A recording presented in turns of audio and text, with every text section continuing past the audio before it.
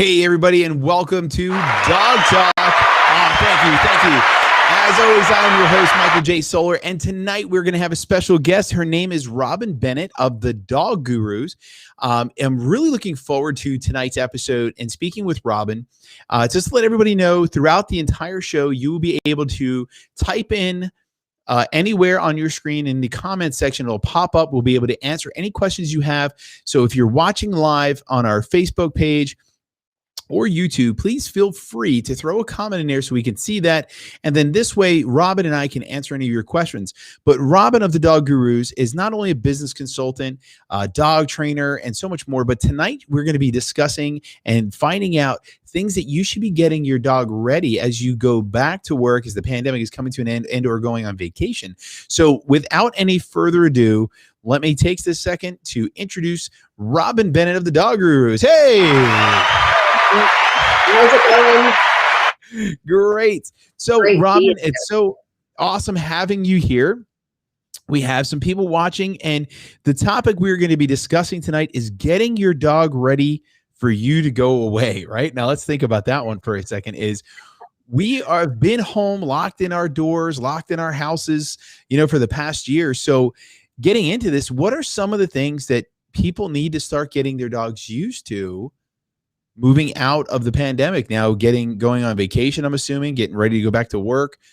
What some of the steps do you think that dog owners need to be considering? Yeah, so we have been in a weird environment where we've been home for pretty much 24/7 with our dogs. A lot of people got brand new puppies. We have that pandemic puppy phrase now that people got their dog during the pandemic. Some of those dogs have literally never been home alone because of the pandemic. So first off, looking at, does your dog follow you everywhere? Are they kind of glued to you? And the very first thing I would start doing is trying to help them become accustomed to you, maybe being in another room without them, and hopefully building up to you actually leaving the house for a little bit at a time and building up to where you might have to actually go back to work. So really looking at, how is your dog's behavior at home right now? If you find that they're following you into the bathroom, following you into every room and clinging to you all the time, that's a little bit of a sign to say, what's that dog going to think when you actually go back to work or go out of town on vacation? So really taking an assessment of that. And for dogs that you may have had prior to COVID starting,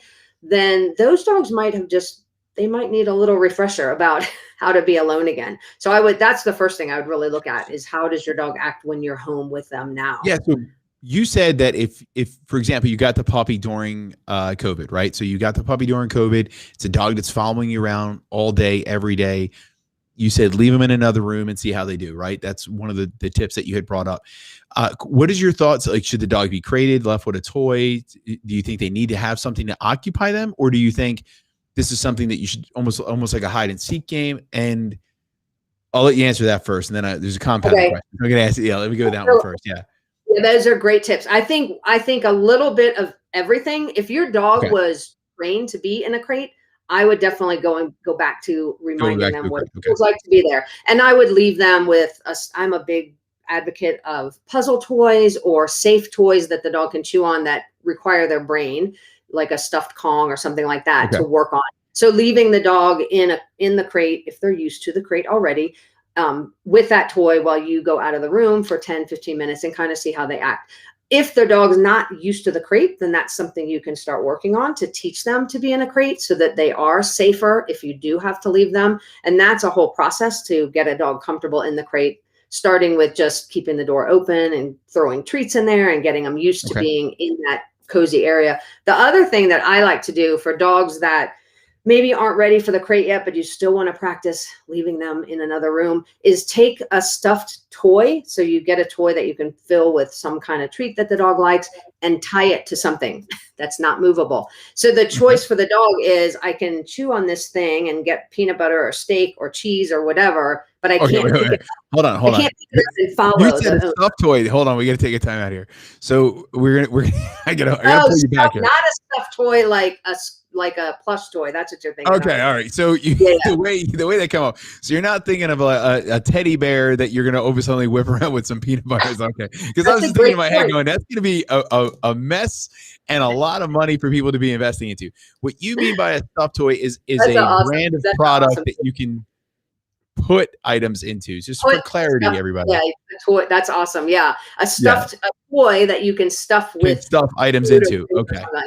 Yeah, that's a really good point. I wonder how many times I've ever said that, and people are like, "I got a teddy bear over here," and I was just thinking in my head, I could see somebody now literally taking one of like their kids' dolls or something like that, putting peanut butter all over the thing, and literally like tying it up like it's hostage on the end table of something. I can just see that being I can see it popping up all over my Facebook after tonight's episode. Everyone's like, so Princess Leia's now tied up, and I could see that happening. Yeah.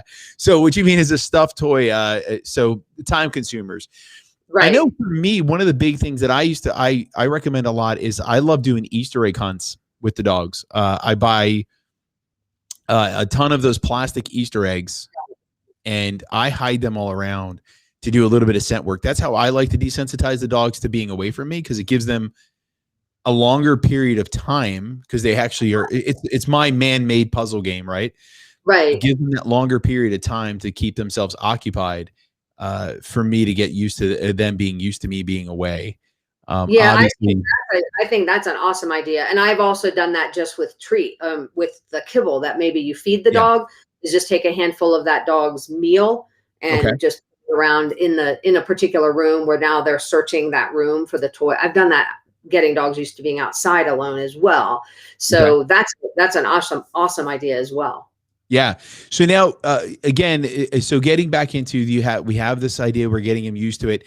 Is there a certain timeline that you feel like should it be built up? Like I'm a big component of up by twos, down by thirds, right? So like I like to do things in smaller sections. So if I'm getting a dog used to something, I like to do 30 seconds at a time. It does really well for 30 seconds. I go to a minute goes to 2 minutes, 2 minutes go to 4 minutes, right? That's the gist. In your opinion, getting used to this again, should they start that low of a number, or do you think they should test for failure first in that? I would start, it kind of depends on the dog. If you really do think your dog is super needy, erring on the side of too short of a time is probably always better. But if your dog goes for 30 seconds and they don't even know you've gone, then I think you could probably jump up a little bit bigger increments. The other thing is I do like to go incrementally, and I also like to do kind of a ping pong. So I might be up to 5 minutes, and then the next time I might go back down to a minute and then jump up to 10 minutes after that. So I kind of will ping pong back and forth. But again, it depends on how your dog is responding. If they're, settling down and you've left and they don't follow you around at all, you could probably go up in bigger increments. The other thing is, if your dog's starting to be okay with you being gone for 20, 30 minutes, then the next step would be, what does he do if you actually pick up your keys and go out in the garage and start the car and drive down, or go for a walk or whatever. So, inside you're in another room, and then how is he doing if you're outside? And those might be two separate things. You might have a dog that's like, I'm fine for hours on end if you're just in the other room, but 2 minutes of you leaving and I'm freaking out. So you have to test both of those. I definitely see it. I mean, so you said the ping pong, like you like the ping pong. For me, like I said, I do up by twos, down by thirds. That's and I'm seeing it more as is it a preference point in your opinion, or have you seen anything different, like the way the dogs learn better by switching it up that random? I think I actually am more systematic than just ping pong randomly. So I would go with what you're saying. I do think that it's a little bit more, if you systematize it a little bit more, you have better success. I wouldn't be totally random, because if you jump from like 5 minutes to 35 minutes and the dog doesn't do well, you have no idea where the fail is. You really don't have an idea, unless you have like a camera set up or something to say like, oh, at 10 minutes he started whining or whatever. Right. But then you also have the fail point, right? Where now the dog's failed and has been learned to fail for that time. Yeah. I have a famous phrase here at Blue Line. We call it, you must be consistently inconsistent to create consistency. Like, I love it. So, That is perfect though. That is so true. yeah. So it's definitely one of those things where I'm hearing you say, and I'm like, man, she's got to learn my line. You got to be consistently inconsistent I to love it. create consistency. And again, it's remember, and you probably agree with this, is that the most important thing is not to let the dog fail too long, because we're trying to teach them for success, right? So you don't want, that's why I guess going to 35 minutes after 5 minutes is really a bad thing, because coming from the training background, as we both share, we know that we don't want the dogs to fail and stress out, because then it's going to set up the next time even worse, right? So we always want to end on that good high note. Exactly. And the other thing is, and this is a big one. Now, you yourself are more of a reward trainer, is that right? Right. So there's a big question I have to come into that one, which is, and I found this a lot of times when people are working with the reward systems, is that they're rewarding at the wrong times. Like, so for example, the dog has a fail point, but the dog still had a success point, which is mom came back, right? So they want the dog and mom to be related to as a positive, and utilizing that thought process in this scenario, right? So we're getting the dog used to you leaving, right? So the reward should actually technically be left in the room when mom leaves. Right. Is that okay? So that's a correct thing. All right. So we're and I would say this is the problem with doing that, going too big of a jump to where the dog does fail, because you coming back now just rewarded the failure. So right. My reward when I come back, if I'm working with a dog that I'm trying to build their confidence on, you're okay when I leave, I don't reward them when I come back. So when I come back, that's one of the big things. Leaving and coming back should be pretty neutral, not like this big, oh, like I missed you, you've been gone. Yeah. Or just like when you leave, you should avoid doing the whole, like, it's okay, be good, I'll be back in 5 minutes. Yeah. Like, for a dog that is nervous, that is just not helping them at all. You just really want to make the coming and going routine neutral. So even if the dog succeeded in staying there for 5 minutes without being upset, I would still come back pretty neutral. And the reward would be maybe a few minutes after I've been there, then we start playing or whatever. But I just want to neutralize the coming and going periods, if that makes sense. No, it does. Yeah. I mean, it makes complete sense. And that's why I wanted you to clarify, because obviously there's a lot of information out there as dog owners. You can get on YouTube, Facebook, podcasts. Obviously here we are talking about information, and there's so much information that's going to come out. And that's really where it comes down to, is we want some clarity, right? So sometimes I'm a dog trainer, you're a dog trainer. And there's a lot of times we talk in vagueness, because dogs are different, just like people, right? So we need a lot more people to understand that with the pandemic and us being home, as you said, the pandemic, puppies, everybody's being there, we probably come across a bunch of stuff where we're not really anticipating how many things trigger dogs' stress levels. For example, car keys. Car keys to me is one of the number one triggers that trigger dogs' anxieties. And people don't realize that you can literally train your dog to get used to car keys by every time you walk around the house, right? Like, you're going to go to the kitchen, go grab your car keys, then go grab your snack, and then put your car keys back and go sit on the living room table. It seems weird, or a process that most people are not taking into consideration, right? Right. And we only grab our car keys when we leave. So you're literally trained your dog without knowing you trained your dog that's a trigger. Yep, exactly. And we want to desensitize that. We don't want to reward that, right? So that's where a time where I would probably, and again, I'm not 100% like, I am a reward trainer, but I will tell you, I use everything. I'm an open book. I'm listening to everything. So I guess for me, I like some clarifying in other opinions. When I talk to somebody that's 100% dedicated to it, is, for me, the reward is me in that scenario, right? I didn't leave. I didn't cause any stress. I want you to be desensitized to these things. Treats aren't necessarily utilized for that, right? In your opinion. Exactly. Yeah, I would do exactly what you just said. And okay. I would even expand it to figuring out for women, a lot of times it's picking up their purse, or putting on, like, for a guy, it might be they have a certain briefcase or backpack. So sometimes it's just the type of shoes. Like, my dog work from home anyway, but my dog knows when I put on my sneakers, that means we're going for a walk. So, which he's always going with me. So in that case, I don't care. But I would say that there's a lot of those cues, the key being one of them, but figure out what is that trigger for your dog. But in that situation, I would do exactly what you said. I would pick up the key, go about my business, get some coffee, put the keys down, go back and sit down. Obviously, I'm just not leaving, so that the keys don't necessarily always predict Right. I'm to walk out the door and leave for any length of time. Now, I believe, so with me personally, I do it with everything. I do it with my shoes. I even do it with the dog's leash. I will literally walk around my house with the dog's leashes and stuff like that. That way, the dogs don't even look at that as a trigger that's any notion to them. Cars starting, finishing.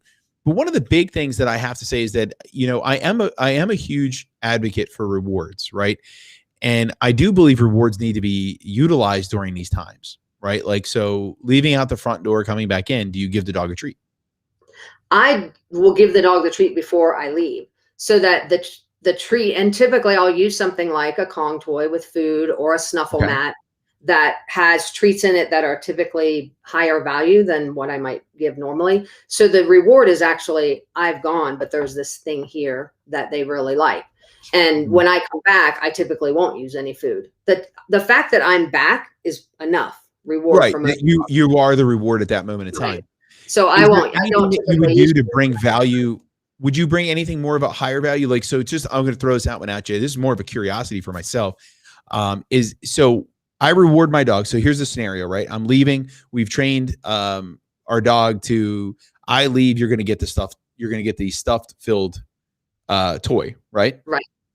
So you have that. Now suddenly, do you ever use that toy when you're home as well? So the dog doesn't just relate that to, I'm a leaving toy? Absolutely. Or do you, okay, you do that. So it's and I would always get that dog used to it before I've ever given it to him just for leaving. Because but I'm just saying that do you want to make sure that you're using it outside of the I'm leaving afterwards, right? Like I do. Yeah. Okay. So then how many times do you find that, do you do it once a day after, like what would be a good process for the homeowners in that scenario, you know, to making sure that, I guess, the dog's not triggered by that toy, meaning leaving? I would use it. Well, first of all, I would use it and make sure the dog understands how it works. Because not every dog knows what they're supposed to be doing with it, depending on what toy you're giving them. So I would say at least a week or so of just, you know, giving it to them while you're around and can see it, make sure that they understand how the whole thing works. And then I would probably do it if the dog's used to it, and then now you're going to use it when they leave. I would probably still use it at least, let's say you use it 5 days a week when you leave. I would probably still use it at least half that time when you're home as well. So if you're going to use it 5 days a week, I would say at least 2 to 3 times during the week you're using it too while you're home, because that is a good point. You don't want the association to be, this is the toy. Otherwise it just becomes like the keys. Yeah. It triggers the dog's anxiety. Now a new trigger for me because they're going to, you know, leave now. So but the reward is actually positive enough that doesn't happen, but I would still use it other times. Right. And you're saying if you use it pretty much around like 50% neutral. So I like to call that neutral because it's not really, if you're using the toy when you're home, I believe it becomes more of a neutral position, not a positive negative. It seems neutral, right? Yeah, I would agree with that. When you're leaving, right, you're the negative, it's the positive. So to remain anxiety and neutral, that's the easiest way to understand it. Would you, I guess, agree with that statement? I would agree with that. Yeah. And then when I come home, the reward of me coming home is enough reward. I wouldn't, if you have a dog that doesn't care whether or not you leave, do whatever you want when you come home. But if you have a dog that's worried and gets nervous when you leave, when you come home, the reward is that you just walked in the door. Yeah. Your dog, and that's a lot.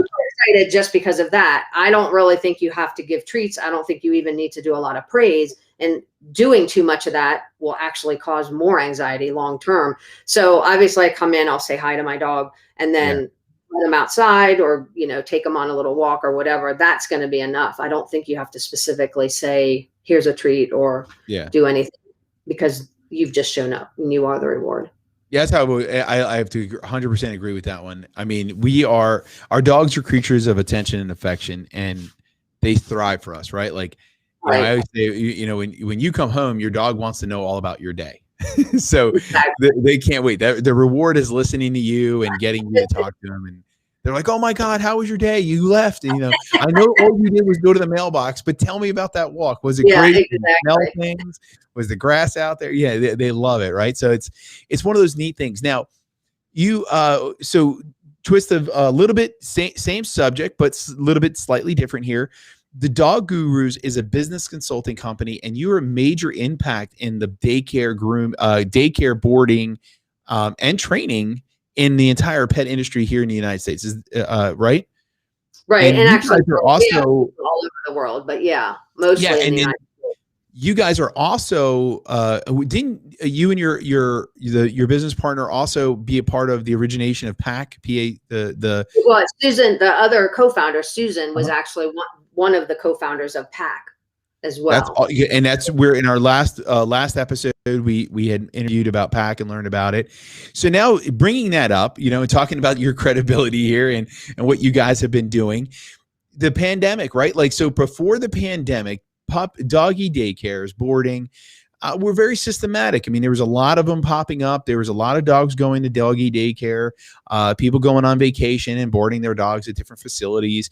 And then obviously, we were all locked in. So those, obviously those businesses weren't really, getting your dog. You weren't bringing your dog there. It's irrelevant if they were good or bad or successful or not, but people weren't bringing their dogs there. Right. So now the pandemic is over. We are moving forward, right? We're coming out of our houses. We're doing these things. And you were talking about giving the people the tips on getting the dog used to them leaving. But here's a big one for you. What about bringing the dogs to a facility for like let's go with one place at a time. So let's go with doggy daycare, right? So what are some of the things that people should be looking for now that the pandemic is over? The doggy daycares there's new ones opening up every day, it seems like. Dog sitters, pet walkers, right? So let's do it this way. Dog walkers and sitters, right? Let's go with the smaller companies for the ones with the property, right? So a dog walker and or sitter. What are some of the things that people should be interviewing and prepping themselves for and their dog for with getting a pet sitter and or walker? So one of the biggest things I would be looking for is what's the education of that person that's going to come and take care of your dog. And I would really be looking at people that have certifications. So for pet sitters, there are pet sitting certifications that you can get. And that just shows the person who's hiring them that they've got some education. They should have first aid education. They should have education in terms of canine body language. They should understand how it's safe to harness your dog or leash your dog or whatever tools you use. You want someone that understands how to use them. You don't want them to be experimenting with your dog basically because they've never had the opportunity to learn whatever things that you want them to reinforce with your dog. So that's probably the biggest thing, is asking, what their protocols are for what does a typical walk look like or visit look like.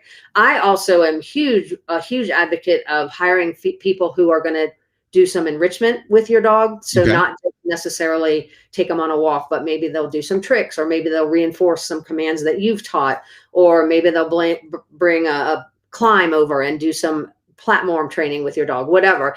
Because you don't want it to be just a routine, boring activity day after day after day for your dog. So asking them, what they can do to add value to that visit, I think is really important too. But education is probably the number one thing I would be asking a pet sitter or dog walker. What education do they have? Now that brings up a great point. So there's a couple of things that I want to, I'm going to play devil's advocate on you. Okay. So certifications, right? Let's go with that one. So with certifications, it's a big thing, but here's the downside to a lot of civilians or pet owners, right? So they're not really civilians. As a former Marine, I can appreciate. I say that. Okay, good guys. You get it. All right. What are you talking about? Yes, you get the phrasing. All right. So yeah, you got the hint above my head then. Okay, good to go. Exactly. So sorry, it threw me off. All right.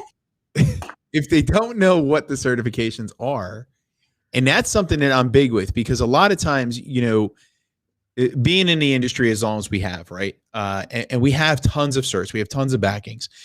But when we tell people that they should ask their professional are they certified and things like that, there's so many organizations that are giving out certifications, right? What really should they be asking for besides the certification? Like, do you feel that they should be asking something specific outside of certification, like something that might be in it? Like, I thought you had a really good point about the pet CPR, but is there anything more outside of? Yeah, and that's a great point, because there's the way I look at certification is there's certification and there's education. And you can have both or you can have neither. Yeah. And often what certification means to me is that there is some proof of the education, but you can have the education without certification, if that makes sense. Right. Yep. I actually, when I look at like a school that might say when you graduate from this school, you get a certification. That means they're providing the education, but they're also saying what education is required to get the certification. And then there's what PAC is a third party organization. CCPDT for dog trainers is similar. They don't actually teach the material. They just say, this is what you should know. And you get the education wherever you want. And then if you pass our exam, it's a third party independent certification. So, but what I'm specifically looking for is health and safety. So at first aid, what are do you have education in what are the most common health problems that you'll see, whether it's a dog sitter, dog walker, in lodging and daycare, there's certainly areas where the most common injuries or illnesses are going to happen. Things that the staff should be trained on, identifying bloat or understanding what vomiting might be caused by, that kind of thing. So they know at least when they take them to the vet. I don't necessarily think they're going to have to, fix the dog, but they should know when it's something serious enough to take to a vet. The other thing is I want to know, how do they recognize canine body language? So I really am interested in knowing, do they understand what a dog looks like when they're nervous, unhappy, fearful? Because how you respond to that dog is going to depend on that. And then I do like to know a little bit about if they have, I don't necessarily say they have to be a trainer, but I do want to know if they know a little bit about some of the tools that I might use for my own dog. And especially if I want them to reinforce that, or, what are they going to do if my dog is pulling on leash? If you care about that, maybe an owner doesn't care about that, but if you do want them to reinforce things that your dog might already know, how are they taught, or how did they learn to do that? And does that make sense? Or are they just going to, be pulled down the street by your dog? Right. Exactly. And that could backfire on them too, right? If your dog's learning to pull with the dog walker, it's sort of a problem, right? Exactly. So those are big things. Now, same thing with pet sitters. Like, so one of the things that I typically tell people about with pet sitters is to look for the insurance. Are they bonded? Because obviously you're bringing them into your home, right? So that's something that's very important. Do they have background checks? It's definitely a unique scenario because those two, you're bringing people into your home.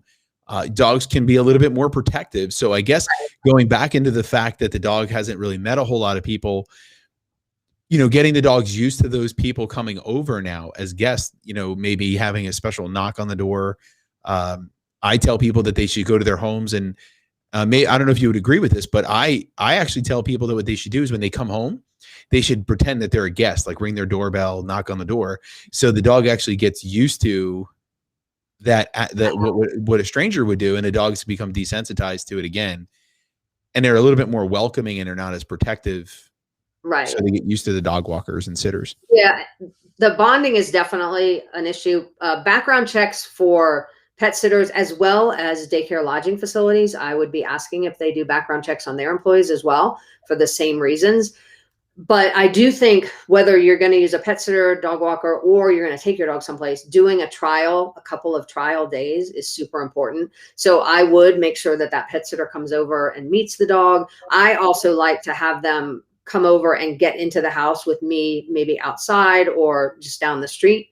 So because to your point, there are some dogs that are perfectly lovely when the owner's standing there with the friendly stranger, but that friendly stranger becomes a not so friendly stranger when the owner's not there. And you want to figure that out prior to you being in the Bahamas. And this is happening now. The person can't get your dog out of, a room or whatever.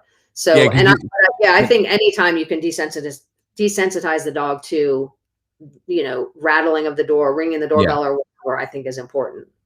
Yeah, I truly believe in it wholeheartedly. I always tell people, I'm like, listen, to get your dog used to guests, the first thing you do is, especially if you have somebody else living in a home with you, is one of you comes home like normal and the other person pretends to be a stranger. Right. It gets used to it. Or you order a lot of pizza and Oh, take I off, was just right? about to say that we do puppy parties where we tell people, and especially now that, COVID's ending and we can do this, Yeah. but you just tell people, hey, everybody come over, spread out the time you're going to arrive and we'll have pizza when you get here. Yeah. So, It sucks to be yeah, the last person, right? and that's why I actually love puppies that are, in the homes around the Halloween time, because yeah. Halloween to me is like the greatest training opportunity ever, because I you've can see got that. just a steady stream of crazy, little children who look like, goblins. So it's Yeah. it's not even just But, the doorbell. It's also but you like gotta be mindful. There's also causing some stress too, right? All the goblins and the yeah. odors. I Yeah. keep away from the door, and I'm just teaching the dog, Yeah. like, doorbell rings, you go over there. Doorbell rings, you go over there. But you have like so many opportunities to do I it. love doing platform training during it, because even if the dog is going to let out some anxiety with barking and stuff, they're still respecting the rules of staying on the platform. Absolutely. And that's what's important, is to let the dogs be able to address their anxiety, right? And then, but Absolutely. also show them that they can still be obedient to you as well, so they don't have to defy you with their training. Right. All right, next one is daycare, right? So getting dogs used to the next step of dropping them off at doggy daycare. So daycare and lodging, same questions in terms of their education of their staff. How do they train them? The bonding isn't as much of an issue, although the facility should have insurance, but you're not obviously going to their house. The background check's still super important. And then I would also be looking at what do they do with the dogs in daycare? And meaning there are a lot of daycares. Actually, when Susan and I started, the common daycare was sort of all day play. To drop your dog off, they're in a big group all day, they pick them up. We actually are now, for the past 5 years or so, we've been recommending more of an enrichment-based model. So smaller groups tend to be better. Groups of 6 to 8 tend to be better for dogs, and more rest periods tend to be better. And then rotating activities. So they might not spend all their day just playing. So really asking what activities are going to, will my dog be involved with? And hopefully there's 4 to 5 different things that your dog can do during the day. It's not just sort of all day play with other dogs, which I really feel can overexhaust a lot of dogs.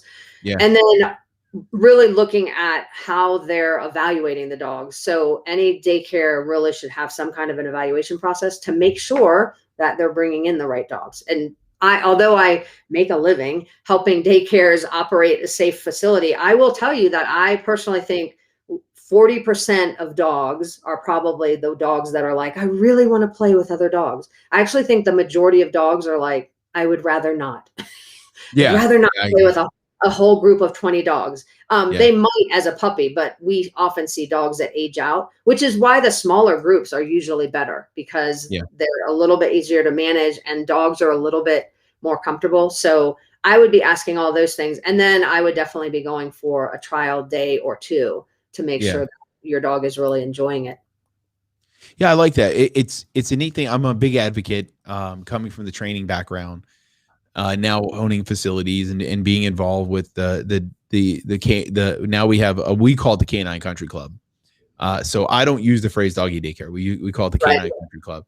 And the reason why is because it is a country club. Your dog will come, your dog will swim, your dog will exercise, and your dog will go in a small group of 3 to 5 in a max. We don't go in any type of bigger numbers.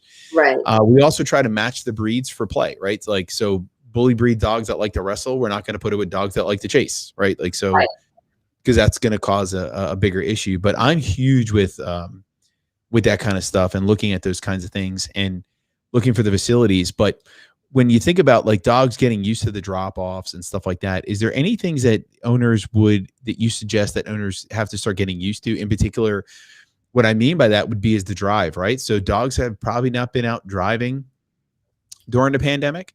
So that's probably something that they're going to have to go through and deal with is that right there. I mean, just getting the dogs ready for the car ride to the facility. Would you agree? Yeah, I would agree. And I'm an advocate of securing your dog in your car. So whether you're going to use a harness or you're going to use a crate or seatbelt or whatever, I would get them used to that. If you're going to have them in a crate, I would make sure they're used to the crate before you plop them in a crate in the car and start driving. I do a lot of work just in the driveway. Let's see, will the dog get in the driveway? Can I hook its harness on or its leash or whatever you're going to secure your dog with? is that okay for your dog? And then if we start the car, is that okay? And obviously build up incrementally to whatever distance you have to drive. For some dogs, they're going to be like, great, we're on a car ride, this is awesome. And Yeah, yeah, lower the window, let's go, right? exactly. Yeah. And then you'll find other dogs that are just more nervous about the whole situation. And I do find kind of experimenting with those dogs, sometimes the location of where they are in the car, if they're on a seat or on the floor or in the back versus in the front, like sometimes that makes a difference. So sometimes whether they see out the window or can't see out the window can make a difference. So just figuring out what is the best way that's going to be safe for you and the dog, and start working towards that. I do find most dogs that love going to daycare or boarding, after a few trips, they get so excited when they, you know, turn that last corner and they know, oh, we're going to daycare. So that could actually help if you're taking your dog someplace where it's fun. Unfortunately, a lot of times the only place we take our dogs is to a place that might not be as fun for the dog, like the veterinarian or groomer or that kind of thing. So making sure that you're taking your dog on those rides that ends up with a walk or a hike or swimming somewhere or whatever your dog likes. Now, we did an interview with a young lady, Jess Ocon, Blue Nine Pet Product. Yeah, I know. Well, she's the one who hooked me up with you guys, right? She's great people. Phenomenal. And she had brought up a lot of things about, you know, getting the dogs used to grooming. As a former groomer, well, I'm assuming she's still grooming, but obviously she works for Blue Nine currently. But she had brought up a lot of things like getting the dogs, you know, resting their hand, their chin on their hand and things like that, getting them used to being on the platforms. Now that you've been, you know, now the pandemic's over and grooming, I guess I'm going to be honest, I don't really recall. Was it completely shut down? Was it? It's shut down for most places temporarily, and then a lot of groomers in different states fought to be essential businesses. Okay. So some of them did reopen, and then those that didn't, I mean, they had a big wait list when they finally did open. So grooming is a huge demand right now. Gotcha. So now here, I guess the question would be are you finding that grooming and groomers are dealing with more aggression with this because of the fact that the people weren't used to it at younger ages? Well, I'm not specifically sure for groomers. I know for daycare and lodging, we're seeing a lot of dogs that are completely ill-equipped to be with other dogs. And I feel like I see that as a trainer too. I feel like I won't say aggression, but I definitely see more reactive dogs. Yes. And I mean, I think there's a whole bunch of reasons for that. I also think that owners that take their dog to dog parks and daycares, and that's the main exercise for the dog, you can actually build a sense of hyperness in the dog, and which I don't think is healthy. So if you don't balance some of that with some training and some impulse control exercises and that kind of thing, you can just create like this dog that flips out every time he sees other dogs, which is definitely not what we want. So, but I do think we're seeing a lot of dogs that, even dogs that, from what we're seeing from our daycare facilities, even dogs that used to come to daycare regularly pre-COVID are having kind of an acclimation period when they're coming back now, because they've just been away from it for so long. Yeah, it's definitely unique. You know, it's an amazing time period that we're in, right? Like we went from very steady growing industry, right? Then it went to zero. Right, pretty much like overnight. Yeah, pretty much bottomed out overnight. And now a lot of our businesses, and being a consultant yourself, you probably know way better than me, obviously, is that, you know, we're seeing that the companies really had to adjust a lot for the COVID restrictions, for dealing with COVID and everything like that. And now that they've lifted the restrictions pretty much across the board, are you seeing any of these businesses struggling to go back, or seeing that they have to keep the restrictions, or you know, obviously you're working with many different companies across the country or across the world, really. So are you seeing that balance just happen, or are you seeing that some businesses are more stricter than others with the restrictions and stuff like that? We are seeing a mix, and we're seeing the business is definitely picking up. What we are seeing is that some facilities are deciding to keep their policies in place in terms of masks usage, or whether or not you're going to come into the lobby. So we do have some facilities where the state might be totally open, but the facility has decided we're going to keep the protocols. And I think for a lot of facilities, they started the whole drop off outside, and they found that was so effective and efficient. Yeah. They're like, we're just going to keep doing that. Plus a lot of the owners loved it because it's more convenient for them.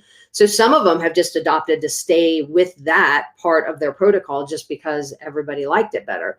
So I think we're seeing a mix. I do think we're seeing the biggest issue we're seeing right now is staffing. Just like in so many places, we have a lot of facilities that are limiting the number of dogs they can take right now, not because of space, but because of how many staff they have to safely take care of the dogs. And so that's kind of the newest process for what we're seeing in the pet industry, which means calling in advance for those reservations is going to be more important now than ever, because we literally have people or have businesses that are turning people away because we actually have to do it. I don't like doing it. I'll be honest. I don't like doing it. And it's irrelevant to business. It's just because I know, we at Blue Line Canine, we have established such an awesome thing for dogs to do. I believe in Dogtopia. I believe in doing all this crazy stuff with your dog and having this great day. But what happens a lot of times, in order to keep things fair to the dogs that we have to minimize, right? We only have so many clients and so many dogs that we can handle in a day-to-day ratio. And it is rough trying to get everybody to understand, like, because I think before the pandemic, it was really just one of those things, just show up. Nobody cared. Yeah, exactly. That's exactly what we're saying. We actually went out of town this weekend, and I called a hotel, and it was the same thing. They were full, and it was like a tiny town. I was like, what's going on in this tiny town that you're full? And they said, no, that's just how many rooms we can have because this is the staffing we have. So it's the same. I think we're seeing it in a lot of industries, but it's definitely something to consider if you want to start bringing your dog to daycare and maybe get them used to being, in another location while you're at work a couple days a week, which I think is a great opportunity for the dog to, get out and exercise his mind and body while you might be back at work. Or if you're going to go out of town, and that's the other thing, if you're going to go out of town for vacation, I would definitely be taking your dog and leaving them overnight 1 or 2 nights while you're still in town to see how they do. So again, I love that idea. I personally have never really thought that somebody should experiment with that ahead of time. We've a few of our clients, what they do is they pay for our country club to come to our country club. So when they go away, the dogs are very used to the day-to-day operations, because our boarding is also part of our country club. So they do it automatically. So any dog that boards at our facility is automatically put into our country club, which is the enrichment stuff. Right. So a lot of times what they'll do is they'll drop the dog off for the country club, getting him used to what happens during the day. So which I think I like it, because it makes the dog, the way I saw it was, well, the dog doesn't really realize when mom or dad are not coming, because it's they're already there for the day. It's just mom or dad didn't pick him up, I guess, for the week. But it's, I guess, having a night, do you find it to be very beneficial, or is it more of just testing for the what if? I think it's more testing for the what if. And to your point, if your enrichment program includes downtime, which is what we would recommend, downtime where they're in enclosures, which are usually the lodging enclosures, I don't necessarily think you need to leave them overnight, unless that dog has a hard time being in the enclosure by himself, which isn't usually the case because they've been exercised. So most of the time they go in there and they're like, oh, I'm sleeping. So in that situation, I probably wouldn't say you have to do an overnight test. But if your enrichment is more of the day-long play where they're out and they don't really ever get put up separately into an enclosure, they're never really anywhere that there aren't other dogs or other people, then I would say maybe we need to test to make sure that an overnight stay where they're going to be, in a lodging enclosure for a few hours is not something that's going to completely stress the dog out. And it's really more if the dog, because I'm an advocate that, what is best for the dog may not be your business. So I'm a big advocate that if your daycare, you're going to have to expand that one. You're going to have to expand that one right there. Not your business specifically. I mean like you're the generic. No, that's what I mean. I know what you meant by it. I'm just trying to say we got to clarify. But I'm saying some dogs are better off with a dog sitter. And we shouldn't be trying to force that dog to enjoy or tolerate really an overnight stay in a lodging facility. I think a lot of senior dogs fall in that category, where if you don't have a program for senior dogs, I think really young puppies, same category. If you don't have a program specifically for that age, you should be telling them to go someplace else, refer them to somebody that you trust. And then there's pet sitters who maybe have dogs that they're so high energy and they need a job and they need like a lot of interaction that maybe 2 visits a day or 3 visits a day isn't enough for that dog. And they maybe should recommend that dog go to, the canine country club where they're going to get a little bit more interaction. So that, I just think that's sort of what the testing period is. It's like overnight stay. Is this dog okay and safe, feeling comfortable, whatever, right? Or is he flipping out so much that we can work on this? But if that owner is going to be gone for like 7 days starting tomorrow, then maybe that's not the best place for that dog. So that's kind of what I really am looking at. Okay. Yeah. I mean, and it makes a lot of sense because again, some dogs, when they come into the facilities, it can have great experiences before, but they have anxiety and panic attacks. They have other issues. And sometimes you have to be prepared for the what if factors, right? What if, you really should never just drop your dog off and ditch them. Right. Obviously you really want them to get used to the facility. Yeah. It's a little bit more money to test it out, have a day run or something like that. But in my opinion, it's way better than finding out that your dog just, licked the hot spot into his leg or something along those lines, right? Because of the stressors and stuff like that. So, and I think too, it depends on kind of what other services that facility offers. So if you happen to have trainers on staff who can work with the dog, that's different. If you leave a dog that's got any kind where it has a behavioral issue, is there someone who's actually trained and experienced to handle that kind of thing versus somebody that maybe doesn't have a training team at all? I think some of that matters too, if you have a dog that's having any specific problem like that. Yeah.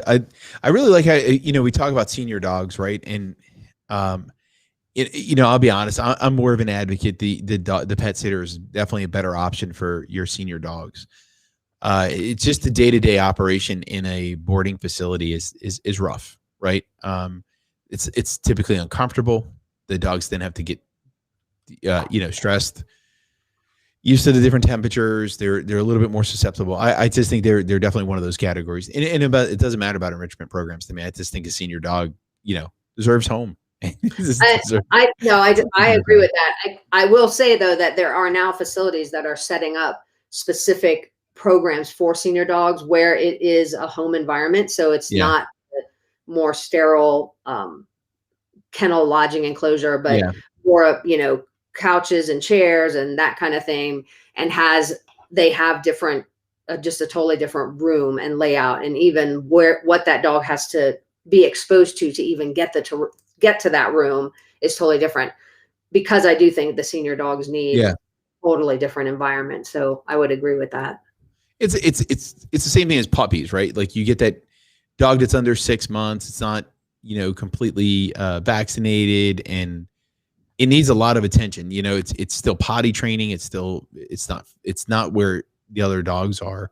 It's creating those things. So you really have to know about the programs that are set up for it, right? So and don't even get me started on puppy programs, because if I am a big advocate, if that you shouldn't even have a choice. If you go to a daycare and you're like, oh, my puppy's 4.5 months, here's the program we have for puppies. Like and a lot of places don't have that. So I don't think, even if it's a bigger puppy, I don't think it's appropriate to just put them with the regular daycare dogs, because they have different needs at that age. So that is where I put my trainer hat on. I go, that's just not good. So yeah, I have to agree with you. I mean, honestly, the dog has to be a certain temperament, and it has to be at a certain maturity point, because under a certain age, in particular, I really think your main impactful point is under 6 months. You put a dog under 6 months into an environment that's really rough and tough, you can break that dog's spirit. Right. It's such a developmental stage in that window.